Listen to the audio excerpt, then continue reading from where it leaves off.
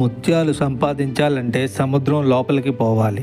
ఒడ్డున కెరటాల మధ్య ఆడుకుంటూ కూర్చొని సముద్రంలో ముత్యాలు లేవు, వాటిని గూర్చి చెప్పిన కథలన్నీ అబద్ధం అనడం మంచిది కాదు. అదేవిధంగా సత్యసాయి అవతారం యొక్క పూర్తి ప్రయోజనాన్ని పొందాలంటే మనం సాయిబాబాలో లీనమైపోవాలి. ఈ ఘటన బెంగళూరుకు చెందిన ఒక డిస్ట్రిక్ట్ జడ్జి గారిది. ఆయన స్వామి భక్తుడు కాదు, కానీ ఆయన భార్య మాత్రం స్వామి భక్తురాలు.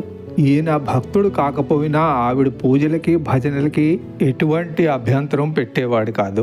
ఆవిడ ఎప్పుడు పుట్టపర్తికి పెడతానన్నా పంపేవాడు, అయితే తనని మాత్రం రమ్మని పిలవవద్దు అనేవాడు. పాపం ఆవిడికి తన భర్త చేత ఎలాగైనా స్వామి దర్శనం చేయించాలని కోరిక. అందుకు స్వామిని రోజు ప్రార్థించేది. ఒకసారి గురు పౌర్ణమికి ఆవిడ పుట్టపర్తికి దర్శనానికి వెళ్ళాలని అనుకుంది. ఆ రోజు కారు డ్రైవరు లేకపోవడంతో భర్తని పుట్టపర్తికి స్వామి దర్శనానికి తీసుకువెళ్ళమని కోరింది. అప్పుడు ఆయన ఏమన్నారంటే, సరే నేను నిన్ను తీసుకువెళ్తాను కానీ నన్ను దర్శనానికి రమ్మని పిలవద్దు అని కండిషన్ పెట్టి భార్యని కారులో పుట్టపర్తికి తీసుకువచ్చాడు. ప్రశాంతి నిలయం గేటు దగ్గర ప్రక్కని కారు ఆపి వాళ్ళ ఆవిడిని దర్శనానికి వెళ్ళమని చెప్పి అతను కారులో రిలాక్స్గా కూర్చున్నాడు. వందల మంది జనాన్ని గేటు లోపలికి వెళ్ళడం చూశాడు, కానీ వెళ్ళిన వాళ్ళు ఎవరూ వెనక్కి రాకపోవడం ఈయనకి ఆశ్చర్యం కలిగించింది. ఇంతమంది లోపలికి వెళ్తున్నారు కదా, అసలు లోపల ఏం జరుగుతుందో అనే కుతూహలం ఆయనలో ఏర్పడి, సరే అదేదో చూసి వస్తే అయిపోయిందని కారు దిగి లోపలికి వెళ్ళాడు. లోపల పెద్ద మందిరం కనిపించింది.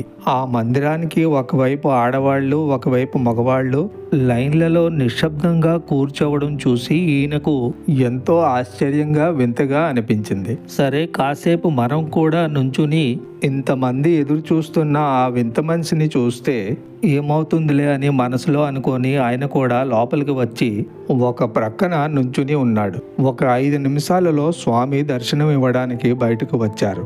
స్వామి దర్శనం ఇస్తూ ఇతని వైపు వచ్చారు. స్వామి తన వైపే రావడం చూసి ఇతను మనసులో ఏమనుకున్నాడంటే, నేను 6.5 అడుగుల పొడుగువాణ్ణి, ఈ స్వామిని చూస్తే బాగా పొట్టిగా ఉన్నారు, ఈయనని చూడాలంటే పూర్తిగా వంగాలి కాబోలు, ఈ విధంగా మనసులో అనుకుంటున్నాడు.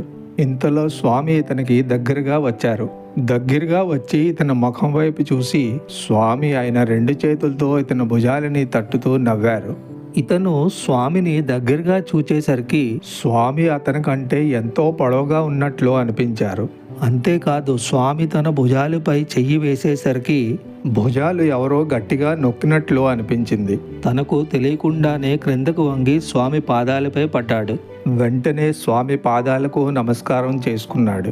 నమస్కారం చేసుకొని స్వామి వైపు చూస్తే స్వామి అతని కేసి చూచి నవ్వి ఆశీర్వదించారు. ఆ రోజు నుంచి అతనిలో స్వామి పట్ల భక్తి ప్రారంభం అవడమే కాకుండా బెంగళూరులోని సత్యసాయి సేవా సమితిలో ముఖ్య సేవాదళ సభ్యుడుగా స్వామి సేవలో లీనమైపోయి ఎన్నో సేవలు అందించాడు. స్వామి కోసం తెలియాలంటే స్వామిలో లీనమైతేనే గాని మనకు స్వామి కోసం తెలియదు.